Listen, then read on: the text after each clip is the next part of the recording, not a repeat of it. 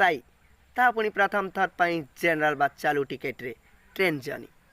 Train number 18463 Prashanti express Bhubaneswar railway station platform 6 morning 5:25 o'clock रे date 5 November साई station आसी पहुंची जाए। यात्रीगण कृपया ध्यान दीजिए ट्रेन नंबर 18463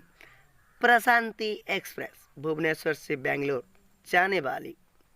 ट्रेन प्लेटफॉर्म 6 से थोड़ी देर पर रवाना होगी।